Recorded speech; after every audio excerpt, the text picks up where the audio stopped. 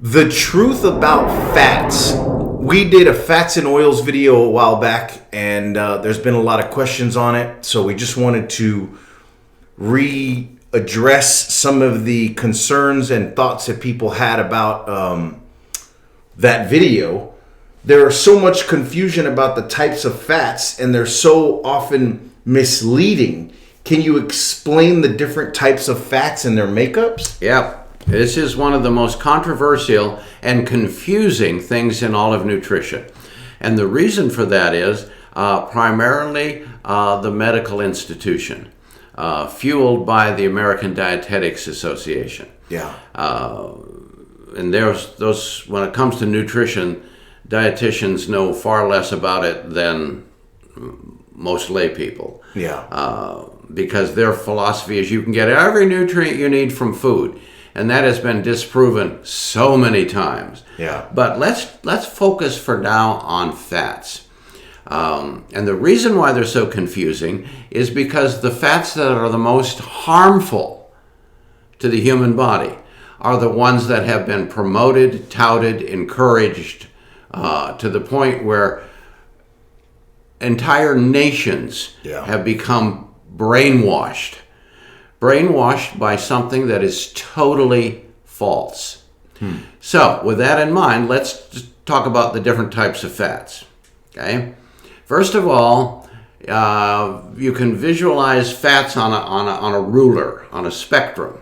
Okay. On one end, we have the polyunsaturated oils. On the other end, we have saturated fat. And then we have them in between. Okay, so unsaturated oils and polyunsaturated oils are recognized by being liquid at room temperature. So you set them out on the counter and they stay liquid, like corn oil, for example, which is the most popular one. Yeah. The next category down the spectrum are what we call the monounsaturated oils. These include olive oil and avocado oil. There are others, but those are the most common ones that you're going to see in a supermarket. Then we move down the line to the saturated fats. Most saturated fats are solid at room temperature, and they are highly dense and concentrated. Like butter? Like butter, like lard, bacon fat. There are two vegetarian sources of saturated fats, and that's palm oil and, well, that's the main one, palm oil. Yeah, vegetarians. Yeah, and you'll find that palm and coconut oil are pretty solid at room temperature as well, because they're highly saturated. Now, what does all of that really mean? Well, oils in general are highly susceptible to the formation of what we call free radical activity.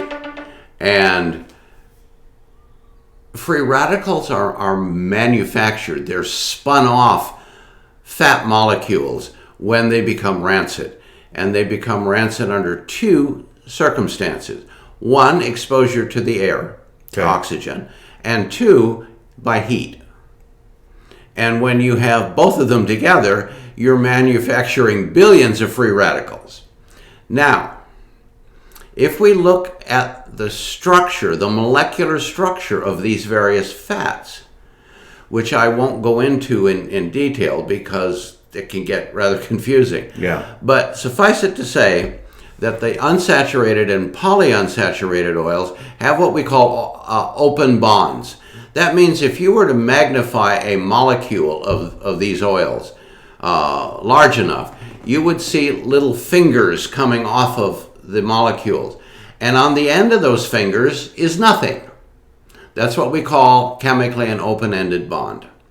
And those are the ones that create free radicals. Those are the ones that create free radicals because the oxygen in the air, or the oxygen it's generated during cooking, that oxygen free radical can attach itself to those open bonds. So those would be considered the unhealthy.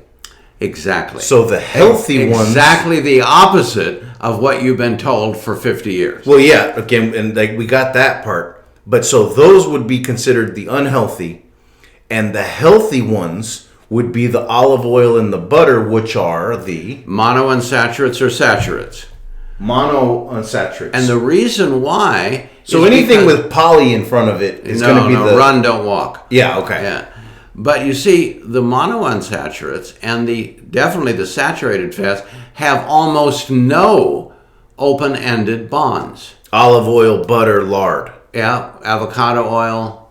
And so when those oils are exposed to air, there's no place for the oxygen atom to attach. Yeah. So they do not become oxidized, they do not form free radicals, they do not become rancid easily.